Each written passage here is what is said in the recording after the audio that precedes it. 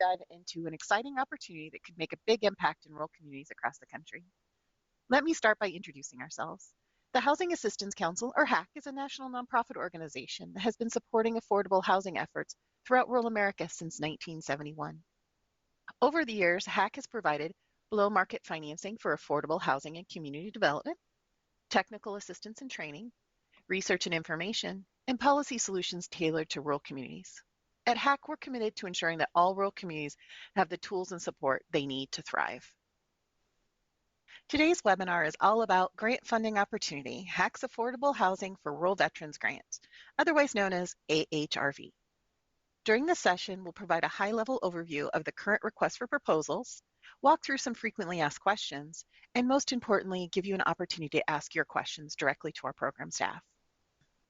But before we get started, we want to extend our heartfelt gratitude to the Home Depot Foundation for sponsoring today's event. Their partnership and support make opportunities like this possible, and we're incredibly grateful for their dedication to serving rural veterans. Now it's my pleasure to introduce our speakers for today's webinar. First up, Anselmo Tellez. Anselmo brings over 28 years of experience with HAC, supporting single-family, multifamily, farm labor, and subdivision developments. Anselmo has been instrumental in helping nonprofit organizations build capacity and develop expertise in housing programs. Additionally, he plays a key role in HAC's work with colonias, ensuring that groups serving these communities have access to resources and support. Next up is Shantiria Charleston, or Terry. She is HAC's Director of Technical Assistance and Training, overseeing capacity building activities, including the Biennial National Rural Housing Conference. Before stepping into this role, she served as Programs and Training Manager, where she provided hands-on technical assistance in nonprofit governance, capacity building, and strategic planning for programs like HUD's Home, Section 202, and 811 programs. In addition to her professional background, Shantiria is a proud veteran of the United States Armed Forces and the Georgia Army National Guard. She holds a master's degree from Central Michigan University and is an alumna of the Harvard Kennedy School of Government and Georgia Military College. We're in great hands today with these two incredible experts leading the conversation. Thank you, Stephanie. I just want to make sure that folks are able to hear me. Stephanie, if you'd give me a thumbs up, that would be awesome. You sound perfect. You sound perfect. All right. Great. Thank you. Welcome and good afternoon again. Before we get started, I wanted to take a brief moment to cover two items. First, I'd like to again acknowledge and thank our very generous sponsor, the Home Depot Foundation. As Stephanie said earlier, the Home Depot Foundation support continues to be critical to HAC's ability to maintain our AHRV initiative. And then second, I wanted to outline that all of our lines will be muted throughout the presentation today. However, you should be using the chat function for any questions that you have. And so as we go through the presentation, please be entering your questions into the chat function. At the end of the presentation, we've reserved a good block of time for that. We will be going through the questions, all of them, or as many as time permits at the end of the presentation. Also, additionally, today's webinar is being recorded, so both the recording and the presentation will be available on HAC's website, www.ruralhome.org, following the broadcast of this particular webinar. And so that said, let's go ahead and get started. We've got a few quick poll questions for you all today. And so, Stephanie, if you would please run the polls. A couple of questions are just for fun, and then a few are just so that we know who's on the call and what we can look forward to in terms of proposals that we might be receiving. And so with that, run the poll. All right, so the first poll question, where are you joining us from today? I'm going to enter in my answer. Ooh, Michigan, Alaska, Iowa, Kansas City, Berea. I know some folks out in Berea, Marlboro, Chicago, Traverse. I see something that says inches of snow. And so that leads to our second poll question. How many of you currently have snow on the ground? Do you currently have snow on the ground where you're from, where you're calling in from? Ooh, wow. Lots of snow on the ground. Some of us are luckier than others. All right. All right. Fun stuff aside, our third poll question, really quick.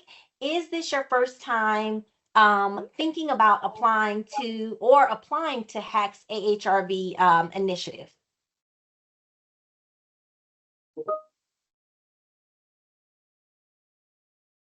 We'll give it a moment for those. Oh, wow. Okay. I was not expecting that quick response. Let's give it a few more seconds. It looks like almost 2/3 are new first time folks that are considering applying for AHRV. That is super exciting. Give a few more seconds on that one. All right, and then we'll move on to our final poll question here this afternoon. Do you have a current AHRV grant that is not yet closed? If you are a returning grantee, do you have a current grant that is not yet closed? And this question is going to become particularly important for those of you that have answered yes. Later in the presentation, Anselmo is going to cover some items that you want to pay close attention to with regard to unclosed current grants. And so again, 2/3 do not have current grants, and those might be the same folks that correspond to those folks that are new to us. And so looks like we've got folks from across the USA, lots of first timers. So no matter which group you fall into, those that have existing AHRV grants or those that are just now interested or looking at considering applying to the AHRV initiative, we welcome you and we appreciate you spending time with us today and for your interest in the Affordable Housing for Rural Veterans program. So we are going to dive right in on general information. The purpose of HAC's Affordable Housing for Rural Veterans Initiative, or what we lovingly refer to as AHRV, it is for supporting and helping to meet the needs of affordable housing for veterans in rural areas. And of course, it is generously funded again by the Home Depot Foundation. And so with that purpose, there are a couple of types of activities. So AHRV supports brick and mortar projects, those that are vertical, meaning up and down the sticks and bricks. And these projects that provide either temporary or permanent housing for veterans, and it's really going to be based on the needs of the veteran and or the local community. And so typical projects include homeowner modifications, new constructions, or the rehabilitation of veteran homeless shelters or transitional facilities. And so with that, the typical maximum grant award. Are my slides not advancing? Let's see, Stephanie, are my slides not advancing? Doesn't look like it. Did you take control? I did. Let's see. Here we go. All right. Is that right? Can you see it now? I Supposed see to be on the general average grant information. award. I'm saying seat 2. Let's see. Here we go. There we go. All right. What about now? Yes, average grant award. All right, perfect. Thank you so much. Thanks, Anselmo. Good catch. All right. So the typical maximum grant award per nonprofit organization, not per unit, per nonprofit organization, meaning per the applicant, is $30,000. However, depending upon the severity of need, we have some flexibility in terms of the maximum amounts. And so if the need is great and or the project has scarcity of resources, please go ahead and submit the fuller request and we will review that request as necessary. Conversely, there's no minimum amount that an organization can request. However, an organization may only submit one request. But please note that funds can be used for scattered sites or across an entire service area, depending upon the location of the veteran housing unit to be served. All right. So let's talk a little bit about eligible uses. So in this section, we're going to cover the activities, the qualified veterans, the expenses, and ineligible activities and or expenses. So eligible uses, grant funds can be used for a variety of activities. And so this program is intended to be really flexible to allow groups to respond to the specific needs of their communities. And so uses range from general development to rehabilitation, and that might include homeowner repair, home ownership opportunities, multifamily rental development and preservation, and housing for homeless veterans. And so HAC's program also places a special emphasis on projects that address housing for aging and homeless veterans. And so while our program is extremely flexible, supporting project management or administrative activities are ineligible unless the nonprofit or the applicant is acting as the project's general contractor. And we are going to keep reiterating that point throughout the presentation. So a little bit about grant terms. The grant term is for 1 year, 12 months. And so HAC is really seeking projects that will either be complete or substantially completed within 12 months from the date of funding. And so we are really looking for those shovel-ready projects. In terms of what you can expect as a typical grant cycle, and this will change depending upon HAC's approval from the Home Depot Foundation, we anticipate being able to make award announcements very late in April, early May, and then having the grant agreements or the grant terms start shortly thereafter in May, no later than the first part of June. And so really the grant term, as we look now, again, the time frame is not set because we will be needing to get our approval to start from mid-June to June of 2026. All right. So grant term aside, so the veteran unit eligibility, again, units must be built or preserved for veterans. And so we've had questions in the past about, widows of veterans, spouses of veterans. And so this program is specifically for veterans. And so we use veterans, the term as defined by the Department of Veteran Affairs. And for the purpose of HAC's AHRV program, HAC defines a veteran as a person who served in the active military, naval, or air service and who was discharged or released under conditions other than dishonorable. And so additionally, reservists or members of the National Guard who were called to federal active duty or disabled from a disease or injury incurred or aggravated while on active duty or in training may also qualify as a veteran.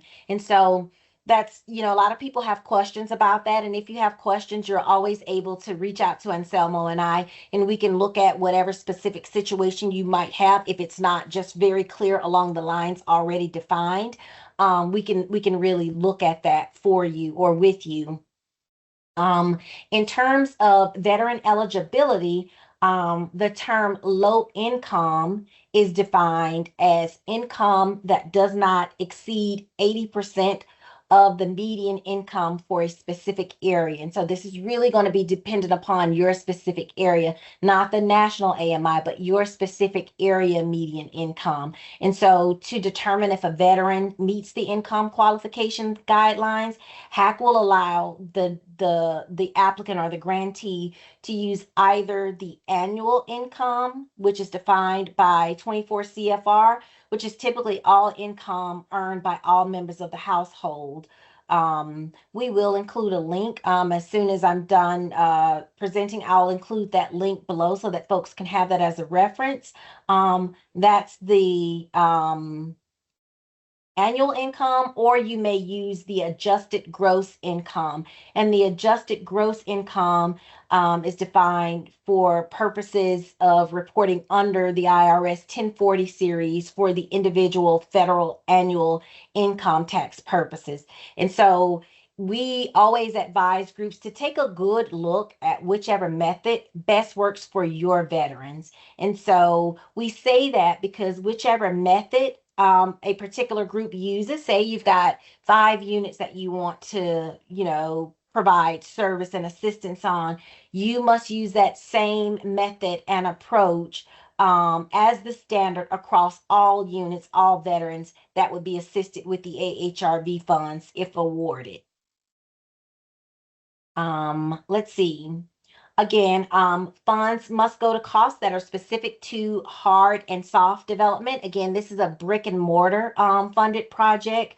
Hard and soft development or rehabilitation projects. Allowable expenses include those that are directly related to the construction and rehabilitation of units. Anything that's construction related, and Selma's going to get into a lot of this as he starts presenting here shortly. But really, the only ineligible activities are expenses are those that really relate to programmatic, project management, or administrative activities, unless the grantee is acting as the general contractor. And so hopefully this information has been somewhat clear.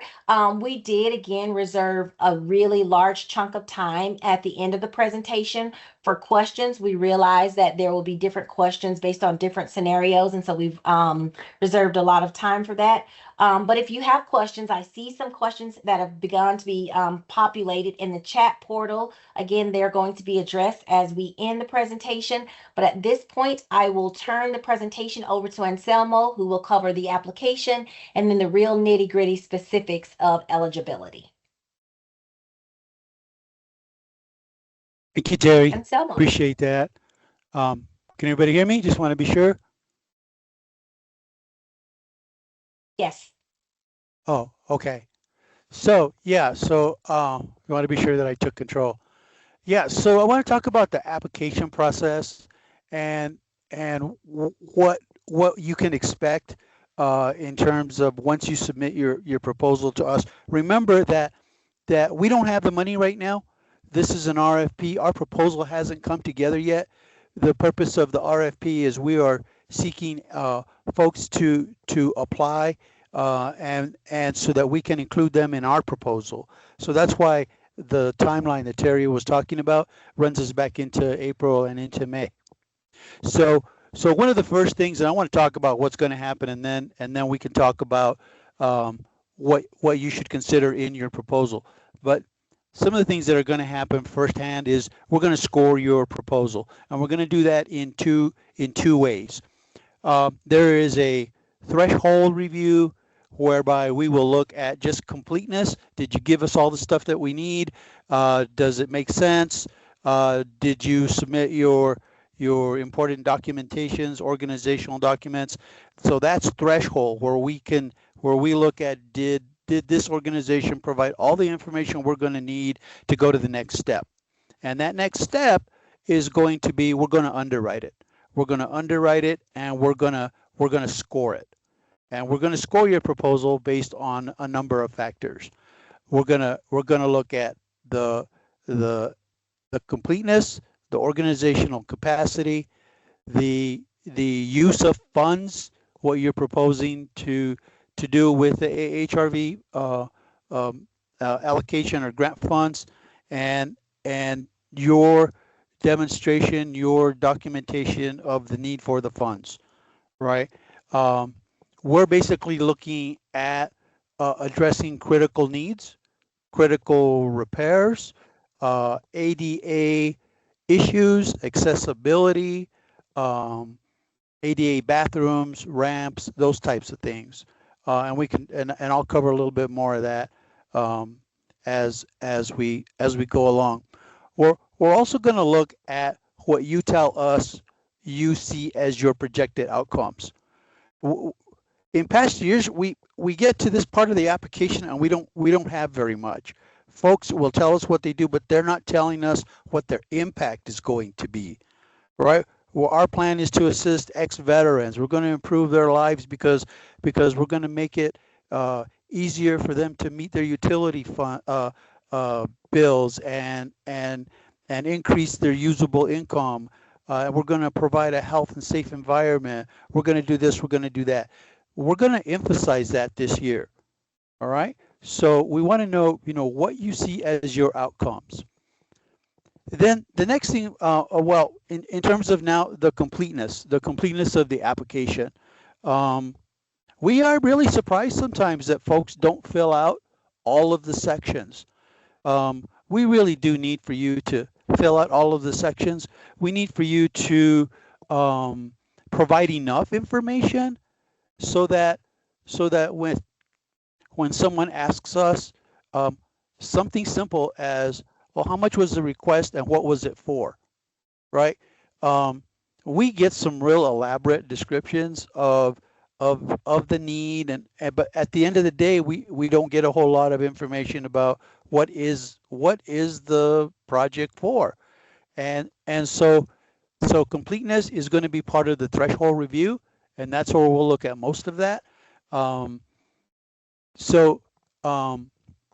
The supporting information that is in the application in terms of required exhibits, we need for you to go through that. We need for you to check it off. We need to be sure that the person putting together the proposal recognizes that all those things need to come in the application. We've had folks that say, well, I submitted that, or we intended to submit that, but if we don't have it, then we can't review it. So the completeness of the application is really paramount. So then we're looking at organizational capacity, and we want you to tell us about your organization. And we'll do that in a number of the required exhibits, the required documentation, and that will be your financial statements, your IRS certification. This year, we are going to emphasize certificates of good standing or existence, how they're termed different ways in different states, but they're all usually acquired through your Secretary of State's office. So we put it in the application, and this year we're going to emphasize that this is a very competitive process, and so be sure that if you have an existing one, that's great. If it needs to be updated, update it as soon as possible. Just show us, and if you don't have it in time, give us your old one and tell us, that you submitted for the new one. So we're going to ask you for your board of directors list and the breakdown and any information to kind of just judge governance. And so we're going to look at your organizational capacity basically in two ways: the governance side, the financial side, right? The operating budget and those kinds of things. Is your project realistic? And is it in line with your organizational capacity and the time constraints? So remember, Terry said that this is a 12-month project. So the clock will usually start at the time that we will date the grant agreement, and sometimes we'll backdate that a little bit. So and that will allow you, the organization, to look at the beginning date of the grant agreement, and then from there on in, you can start to charge eligible expenses from the date of the agreement. All right. And is your project realistic? Are you proposing 2 units, 3 units? Do you have other funding that you're going to bring to the table? Match is not required for AHRV. It is not. But if you have additional dollars and you're looking at the AHRV in terms of, hey, this is going to make up the difference. Remember that Terry said that admin is not a primary purpose here. So we're going to be looking at organizations that have the ability to provide the administrative expenses, unless of course you're acting in the capacity of a contractor, which we will talk about that also in a little bit. It's important for me to kind of let you all know how this grant works. It is a reimbursable grant, which means normally, you're approved, you do the work, you submit, and then we pay you. But what we do in the AHRV program is once at the time that we execute the grant agreement, we will advance 80% of the funds. We will advance 80% of whatever award you may receive. But that means that you have to do 100% of the work, and then when you submit your final report, we will then reimburse you for that additional 20%. So when we look at capacity, we want to see your financials. We want to be sure that you have the ability to do that extra 20%. And then so because it's important that we not put you in a position where you're waiting for that money or to reimburse your vendors, your service providers. Okay. Is there adequate staffing? Do you have your veterans identified? If you do, that's great. If you don't, are you working with somebody else? Are you working with a veterans group? Are you working with other nonprofits? Do they have a waiting list? And are they able to work with you so that you can, within the 12-month period, screen and do the work and submit your paperwork, and we can close out the project in 12 months or so. Does your mission and housing development experience address the need for rural veterans? So again, this is where we're looking at experience. What is your experience in addressing the needs of our rural veterans? Do you have experience, maybe not necessarily in veterans, but maybe related? Of course, rehab, low income, rural. So we'll look at all those things. The fact that it doesn't say veteran specifically in your mission statement, but maybe it says housing, low income, and then you can provide us examples of the types of work that you have done. That's what we would be looking for. So now, proposed use and need for funds. So we need you to very clearly tell us what you propose to use the funds for. We need for you to describe that in the project description. We need for that to correspond with the budget that's in the application that we are going to require you to use our form, right? Do the numbers that you are proposing, the ratio of use of funds, does that correspond with what you told us in the narrative? Because sometimes we have a budget, but then we're looking, this doesn't really kind of relate to what they said they were going to do.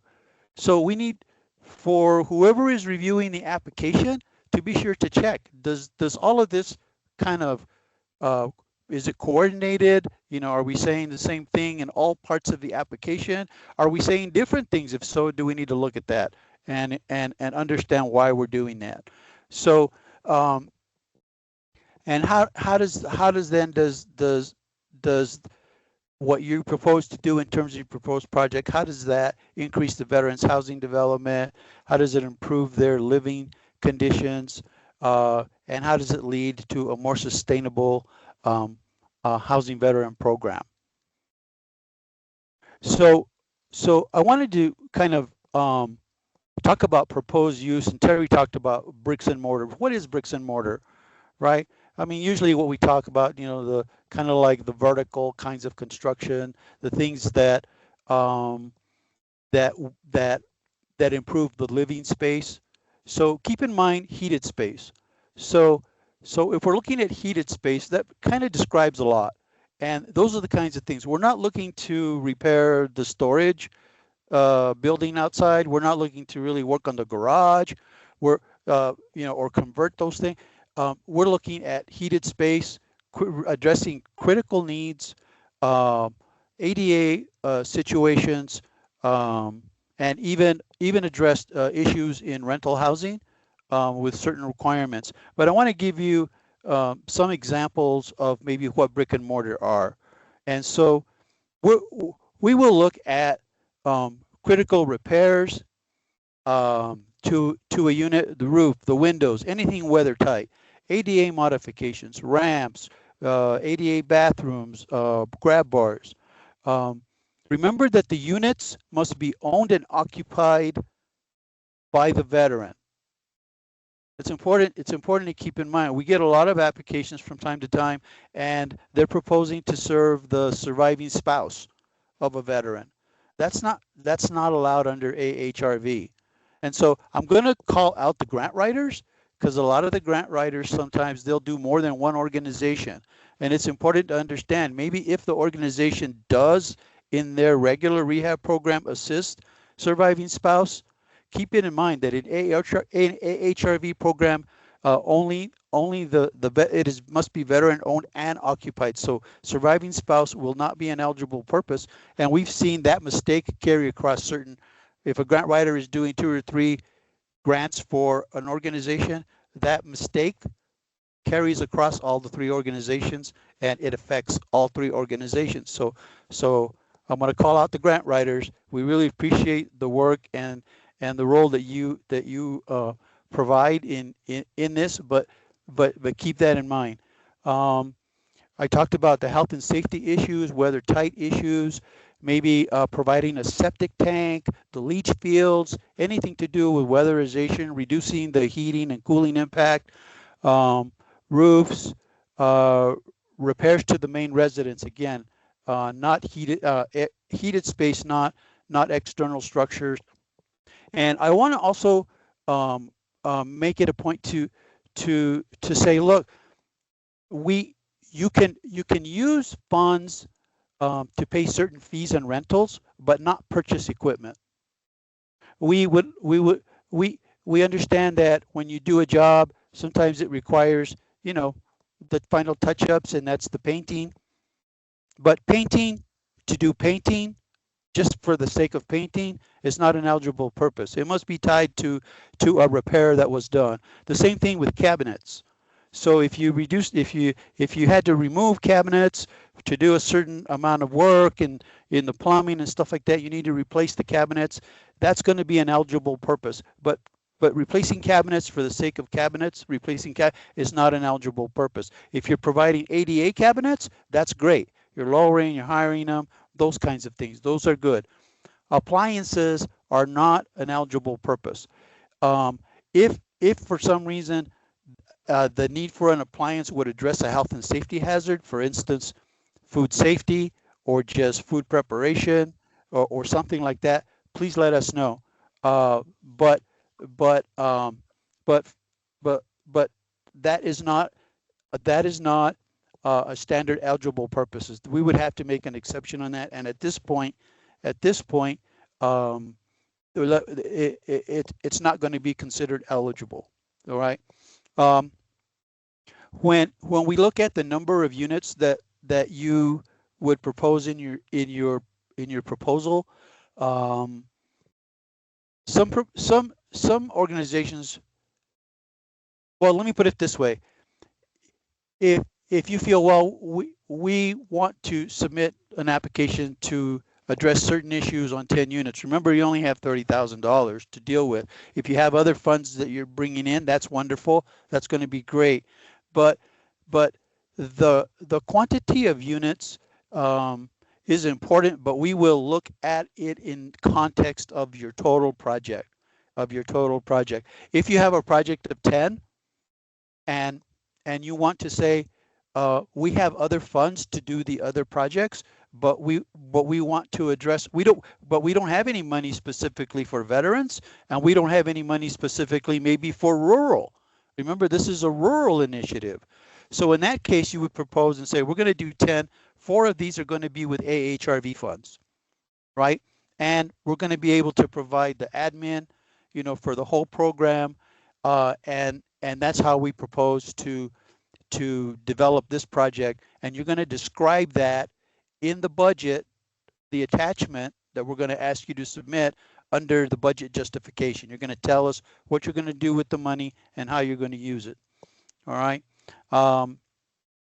So remember that it's a 12-month timeline.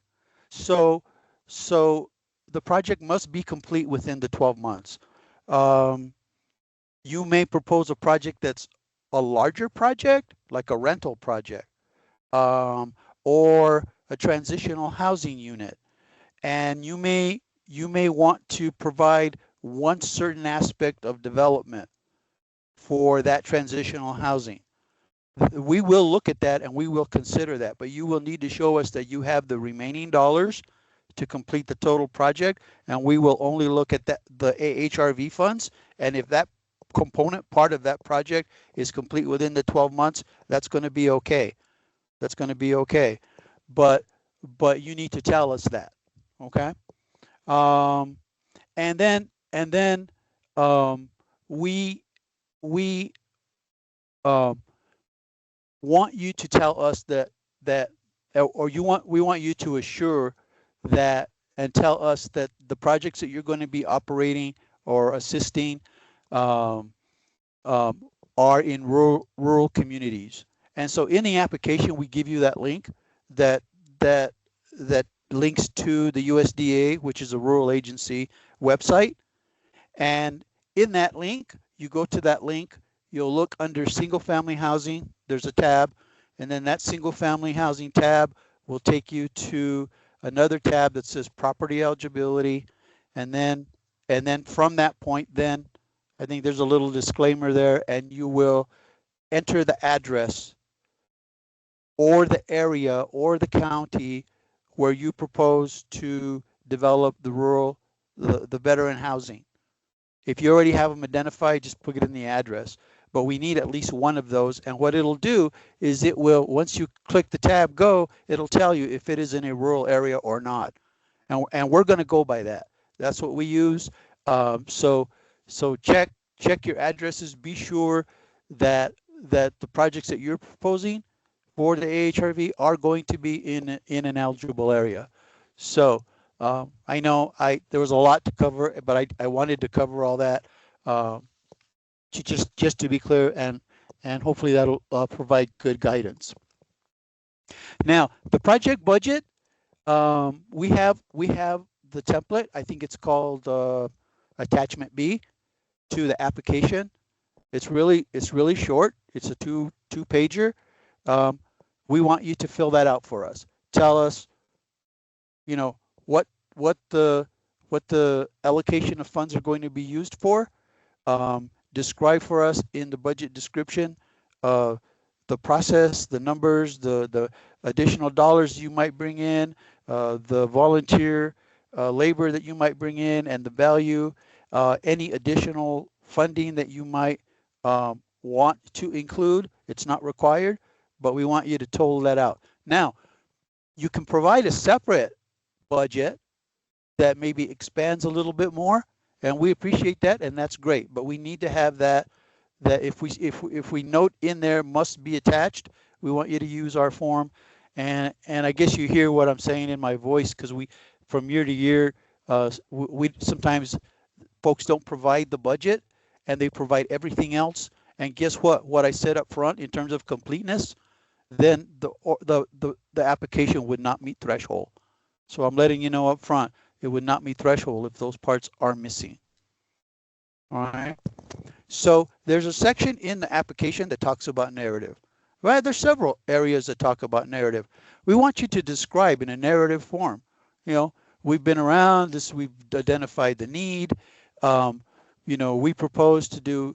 Okay, so this is what we really need, and it's sometimes we look in the application and it's like, well, where is this information that we need? And it's not that that maybe the information isn't in there.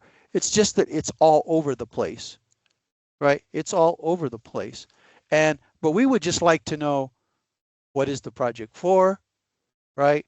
It's to do what and how many and where and the amount, right?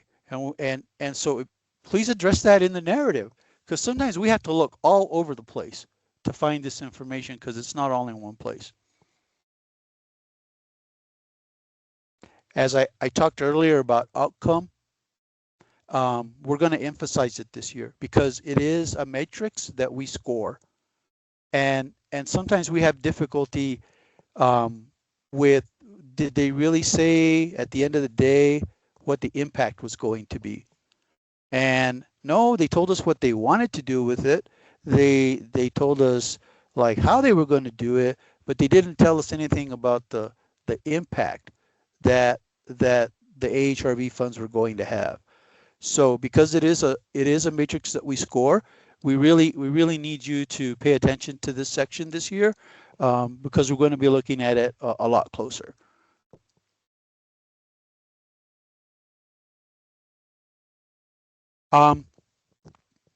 The application online is provided in Word, but we realize that once you complete it, and in order to transmit it, you may want to give us the PDF version of that, but we'll accept either one, right? You can submit the Word version, or you can submit the PDF version. We're going to accept that, and we need for it to be signed. So if it's a PDF signature, original signature, if it's original signature on a separate page, we need it to be signed by an authorized representative of the organization, and that usually means the executive director, CEO. All right, and the application should be submitted as one submittal. If you find that maybe you are not able to merge the whole document, maybe not able to shrink the size, and you need to submit it in more than one, go ahead and do that, but do it all at once and say email 1 of 2, and then the next email 2 of 2, right? But we need for it to be submitted so that we can look at it and we can detach all that information and put it in our files. Incomplete applications will not meet threshold requirements. So I think we've kind of emphasized that more than once, but to our surprise, we still get applications that are missing items. The person that wrote the application relied on the person that put together the proposal, who relied on the person that submitted the proposal, and maybe something got lost inadvertently and honest mistakes. But at the end of the day, we're going to score whatever information you submit to us. So the applications are going to be due on January 1st, Tuesday. It's a Tuesday.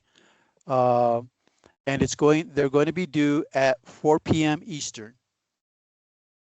Now, it's kind of sad for us to look at an application that came in at 4:01, right? Or 4:15, or it came in from Hawaii in a totally different zone, but it came in at 11 o'clock at night.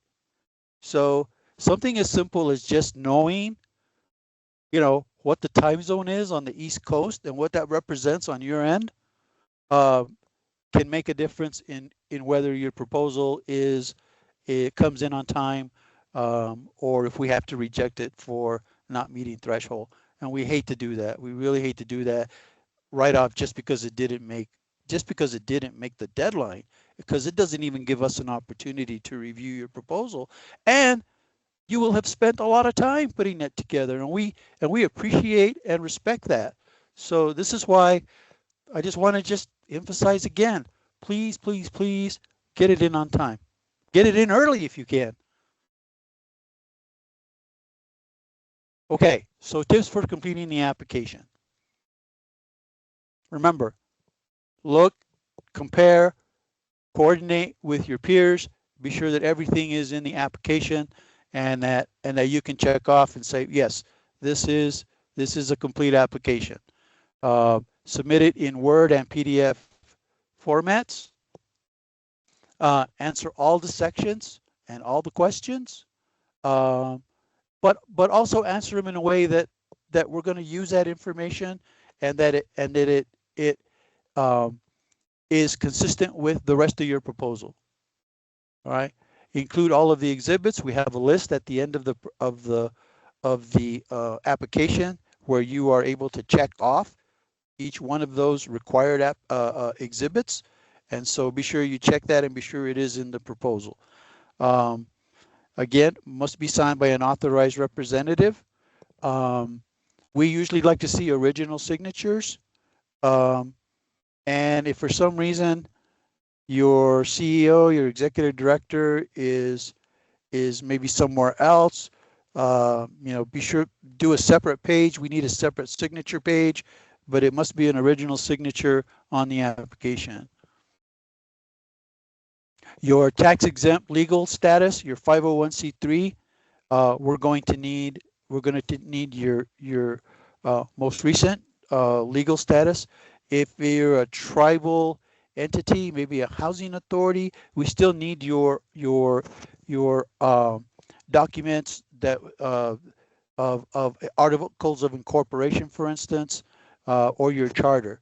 So we will need that, but we definitely need your 501c3, the nonprofit, or housing authority, or other eligible entity designation. There's certificate of good standing we're going to be emphasizing this year, and it will be a threshold requirement. Your operating budget, your most recent operating budget, at least through September 30th of 2024, right? And which is going to be separate from your project development budget.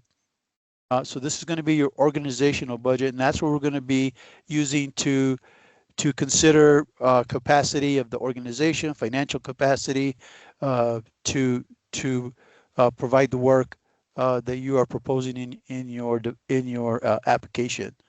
We will want your most recent audited financial statements, or your 990, most recent.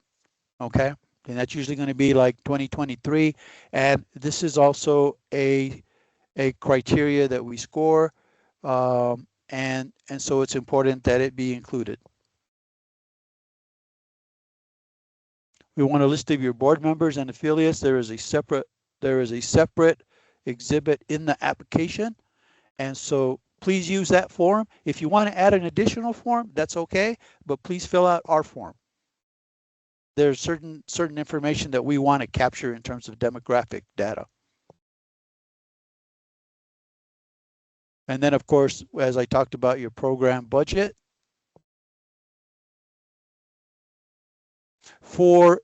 If for some reason you're proposing a multifamily rehab, you want to do 2 units out of 10 or something like that,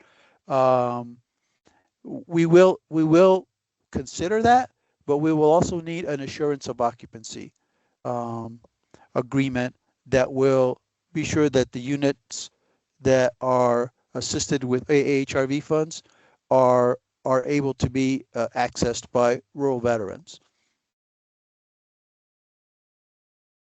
Okay, updates to the application after the submittal date cannot be accepted. So just letting you know that.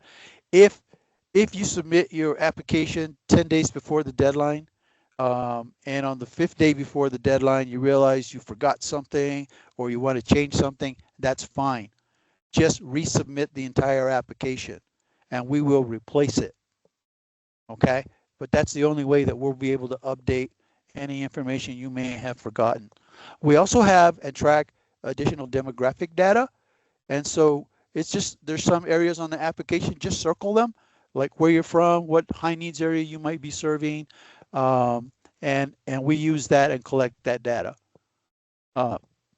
Again, the underserved areas, populations, and how we use and how we define those populations. We also have a section in the application that talks about are you a grantee of the Home Depot Foundation? Some organizations receive other funding from Home Depot, and we need for you to let us know what that type of funding is. Some may affect the ability for us to also provide on top of that additional Home Depot assistance, but we will be able to determine that. And if we have questions, we'll run it by the Home Depot staff. All right, I know there was a lot I wanted to cover, but I know that we're like here at the end of the time, so this is the time for Q&A. So. And we have quite a few questions in the chat function, and so I'm going to rattle them off. And so if we could just address them so that we can just hit them and move on to the next, because we are really delayed on time. And so the first one that I see that's not asking about if the presentation will be available later. Yes, on HAC's website by the end of the week. So the first question is, does this cover conversion of a former B&B to apartments for homeless veterans? I think we would consider that, but you have to remember that this is a 12-month timeline, and the project must be able to be completed within that 12-month timeline. And so anything that involves major renovations, major development, and also we would need to know what you would be considering it as. Is it going to be rental? Is it going to be a transitional housing? Is it going to be temporary? So we would need a little bit more information on that. Okay. The next question is, does the 30,000 cover admin costs or repairs only? I will answer that. This is a brick and mortar project, and admin can only be covered if the nonprofit is acting as the general contractor. Is this grant just for nonprofits? This grant is open to nonprofits and tribally designated housing entities, tribal designated housing entities. I am tongue-tied today, but that is the answer to that question. Right. We also have housing authorities that are eligible. We also have redevelopment entities. And like I said earlier, we would need the charter rather than maybe the 501c3. We would need documentation of the organizational structure, organizational existence. Right. Does the entire project have to be completed, or just the part of the project that the funding is requested for? And so I think you just spoke to that. However, there is an example. For example, in a rehabilitation that is several years, can the grant be written for a specific part of the rehab that can be completed in a year? So, for example, roofing, electrical, or plumbing. Yes, and I think I also covered that. And there's one project specifically that comes to mind that we've done before, Terry, and that was, remember we did that one project that was looking at the fire Sprinklers. sprinkler systems, Mm-hmm. right? And that was actually part of the development, but we wanted to be sure that in terms of the phase development, at what point did those sprinklers go in and what the cost, and then we needed to have evidence that they were actually completed and inspected in place. But that was part of a larger development, but we did cover part of it. All right, perfect. The next question is there a minimum number of units that the funds should be allocated towards? No, there is no minimum number. We funded projects that were 1 unit. So no minimum number of units. If a project needs to start before the grant award, can the funds cover materials purchased prior to the grant agreement? No. All funds must be utilized during the grant period because all expenditures have to align either after or within the start of the grant period. It says page 1 of the NOFO says units built/preserved must be for veterans as defined by the Department of Veteran Affairs with low incomes in rural areas. Does the owner occupied mean that we cannot use the grant to rehab vets supportive housing that is owned by a nonprofit service provider, transitional facilities, and those facilities that are owned by nonprofits that are being used for shelters or SROs or rehabilitation facilities are eligible. If we have Home Depot funds already, can we still apply to this grant? Depends on what kind of funds you have from Home Depot Foundation. I think as I put down in the chat box, if you would please send us an email to ahrv@ruralhome.org. We can look at what the particular grant funds are and advise if the foundation has already said, said or not, if it will be a duplication of an award. So please send us an email so that we can quickly get back to you on that. Let's see. The next question that I see is, can you provide examples of the types of outcomes that you're looking for? Selmo. Yeah, so as I've said before, by assisting, the veteran, we, have improved their quality of life. We have created a safer environment because now they have, access, easier access or better or safer access to the home.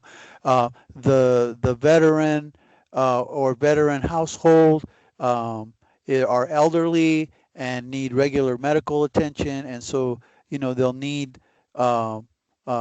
emergency access, which is not provided at this point. Um, um, in the case of maybe transitional housing, the units are are are not only going to impact or assist, one or two veterans. Over the next few years, we expect X number of veterans or X number of households, to be assisted. If it's temporary housing, how many families do you anticipate? Families. There might be families involved, veteran families, and the number in household. So just thinking out kind of outside the peripheral of the actual sticks and mortar. What Really, other another really easy one, Anselmo, would be the operational cost of the home. If it reduces the operational cost of electricity, gas, like if you're doing new roofing, windows and doors that are Energy Star rated, those things are really easy outcomes to identify as well. right. And we're here up until the application period to give us a call and run it by us, and we will be happy to one-on-one visit and talk with you all. There is one question here, Anselmo, that I would like to get to before we let folks off the call. It says, can funds be used for projects that assist survivors or caregivers of veterans? And I think we said before that we cannot assist survivors or widowers of veterans. But with regard to caregivers of veterans, if the veteran lives in the unit with the caregiver, and that is their permanent residence, that is something that we will consider, Thank you, but Terry. not for veteran survivors. Right. Thank you, Um, Terry. there are quite a few other questions here in the chat, and so we are at the top of the hour. We understand if folks need to leave. We will stay on and answer the questions. You're more than welcome to stay on with us to hear the answers to the questions. But we do realize that we are at the top of the hour. And so we want to thank folks for their time and attention today. And we look forward to receiving all of the wonderful proposals that you guys have before the deadline. I'm actually going to jump back into the questions, Anselmo, if that's not a No, problem. no, I All appreciate that. right. We did start a little bit late, so I'm happy Okay. that we're going to be able to extend it. And again, for folks that can continue to stay on the call, thank you very much. All right. All right, so we will continue. This question says we're a tribally designated housing entity. We have no Secretary of State good standing.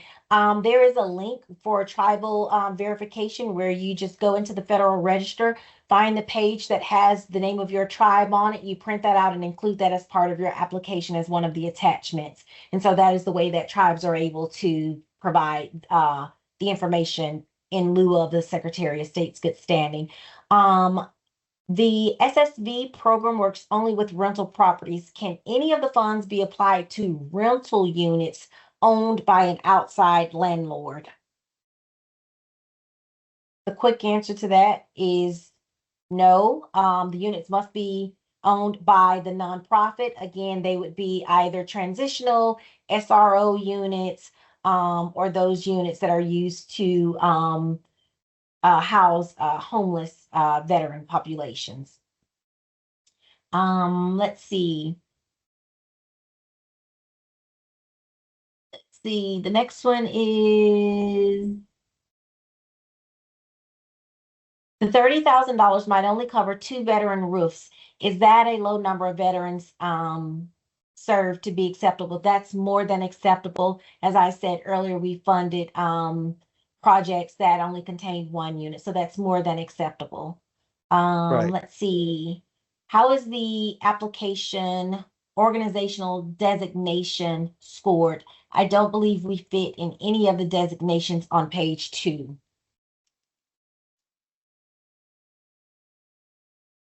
I don't know who that question is from. The initials are BW. If you can give a little bit more information on that, because I'm the only eligible organizations are those that are identified in the area there at the top where it lists the designations. So, but also if you want to send us a question or if you want to talk to us more directly, please send us an email to ahrv@ruralhome.org. We will contact you to walk through the question that you have. We will be doing those on Friday and then beginning early next week.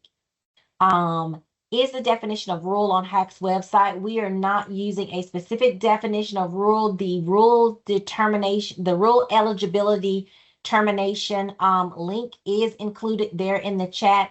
That is the determination that we are using, that USDA rural determination link. Let's see. Any other questions? How soon will the recording be made available to us? We've got a fantastic tech team here at HAC. And so while tomorrow they are off on tomorrow, they may be able to get it up on Friday. So please take a look later in the day on Friday. And if it's not there Friday, give them a little bit of time. They have to clean up all the information and make sure everything is correct on the recording. And so no later than Monday. Let's see. Does the application have to be a specific veteran, or can it be from our critical home repair program for veterans where we can help each one with their specific needs? I don't know that I understand that outright. And Samo, do you understand that, or is that one where we would ask them to contact us directly? No. If an organization has a specific veteran identified, that's going to be okay. If you have an existing, this is the way I understand the question. If you have an existing housing program and maybe you haven't identified veterans yet, but can you run AHRV through your existing program? That's going to be fine. That's going to be fine as long as you meet the purposes, and that tells us also that you have the capacity and experience, right? I don't know. I hope I answered that question. Okay. The next question is, can this program be used for veterans who are victims of domestic violence? As long as it is addressing their housing needs or housing repair, it can be used. This is a housing program. And so any funds being utilized have to be utilized towards housing. And the veteran must be, of course, eligible and income qualified. Can you use these funds with USDA 504 funds? these funds are non-federal funds, and so they can be leveraged almost with any funding source. If there is any limitation on leveraging, you would probably need to check with the other funder, because these funds, we actually encourage folks to leverage these funds with other sources. Let's see. Is it acceptable if we hire a licensed roofer, plumber, electrician to complete the work? Yes. You would only need to provide proof that the work has been completed and the invoice and proof of payment for the expenditure. And Samuel, do you want to elaborate on that just a little bit? No, sure, that's fine. Because Okay. um, some organizations don't have the internal capacity to do the work, so they will screen, identify, um, uh, process the application, and then they'll go out and they may help the veteran family to identify a contractor, Mhm. right? And rather than do the work themselves as an organization, identify the contractor. So we're going to be looking at, is there an invoice? Did it describe the work to be done? Was the work done and completed in a professional? Is there maybe a warranty provided? And then the proof of payment. So that's fine. Absolutely. And Samuel, here's a question that you're going to love. It says, if you are constructing a multifamily rental project, what is the percentage of units that have to be reserved for veterans? In addition, how long do the units have to be reserved for veterans if you are awarded the grant? What is our occupancy? Is our occupancy agreement 15 years, Terry, or is it 7? I'm not It's sure. actually 7. It's 7. Okay. Yeah. So that would require setting aside the units for the occupancy period. And I don't know that we have like a specific number, but we would have to look at the total development, the total project budget, and were the other is other funding available, and is it, dependable? Will it come in, and what is the timeline?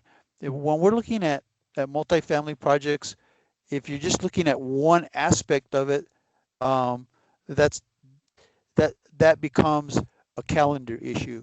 Can you provide and complete the proposed project within that 12-month period? So we would have to look at that, and you would have to be able to demonstrate that. All right, perfect.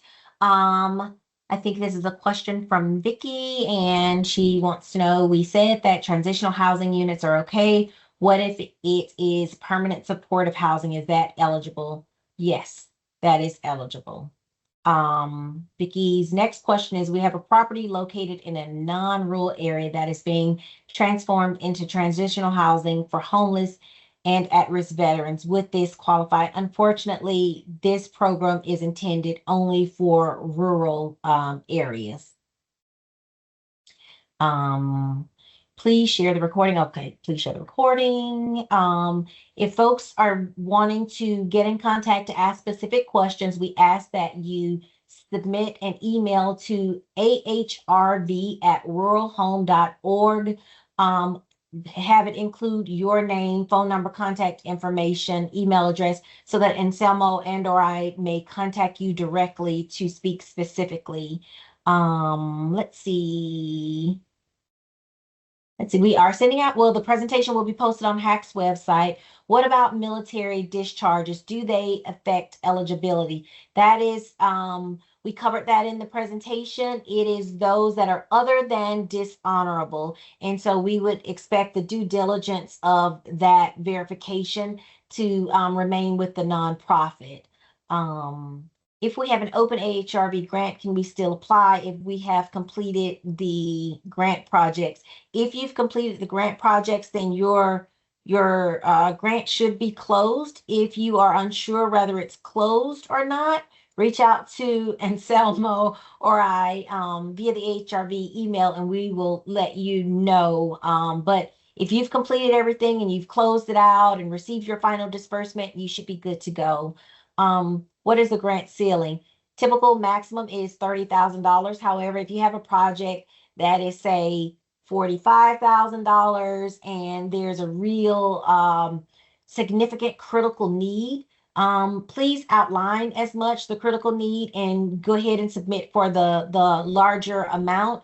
We will be in touch to speak to the specifics of it. And sometimes we can go higher than the average amounts. But if, our recommendation is to submit, the entirety of what you need. Can the grantee do the repairs directly and or home construction, or do they need to act as GC and get some subcontractors?